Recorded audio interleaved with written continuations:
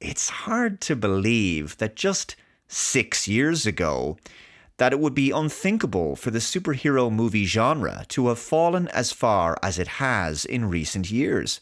Avengers Endgame from 2019 was a box office juggernaut, a major cultural phenomenon at the time, amassing $2.8 billion worldwide. And although Marvel certainly had market dominance for superhero movies at that stage, DC had plenty of billion-dollar hits during the previous decade as well. The likes of Joker, that pulled in over $1 billion, so did the first Aquaman movie, and of course, in 2008 and 2012, The Dark Knight and The Dark Knight Rises both made over $1 billion. Marvel were just more consistent with the MCU when compared to DC. What Phase 4 of the MCU proved was that the franchise wasn't invincible. The first signs of this came with the lukewarm response to 2021's Black Widow. Now, its box office performance was impacted by the global shutdown, but it was also just a poor movie. Shang-Chi and the Legend of the Ten Rings and Eternals demonstrated the beginning of a pattern. The downward spiral had begun. There were, of course, brief peaks amid the troughs, like the $1.9 billion hit of Spider-Man No Way Home, and Doctor Strange and the Multiverse of Madness capitalized on that film's success, almost making $1 billion itself, but it was another poor movie, followed by the dreadful Thor Love and Thunder. Phase 5 would have just one film that made over $1 billion, which was Deadpool and Wolverine.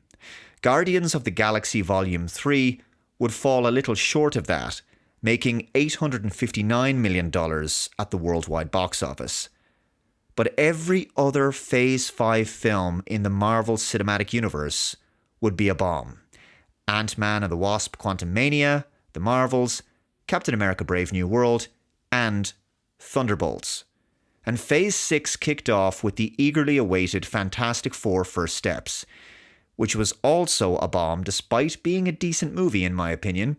And I haven't even gotten into the fact that the MCU has had a few poor television series since Endgame. All of this has contributed to a situation where the MCU brand has been in the doldrums for some time now, and where the superhero movie genre has lost its box office primacy.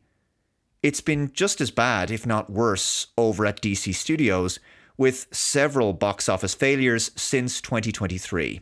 The likes of The Flash, Aquaman and the Lost Kingdom, Blue Beetle, Black Adam, Shazam: Fury of the Gods, and Wonder Woman 1984, although that film was mostly affected by the fact that it was released in December of 2020.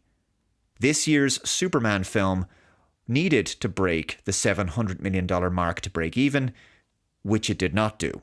So, with 4 superhero movies released in 2025, Captain America: Brave New World, Thunderbolts, Fantastic Four: First Steps, and Superman, all of them being box office failures, 2025 has been the year that has killed the superhero movie era.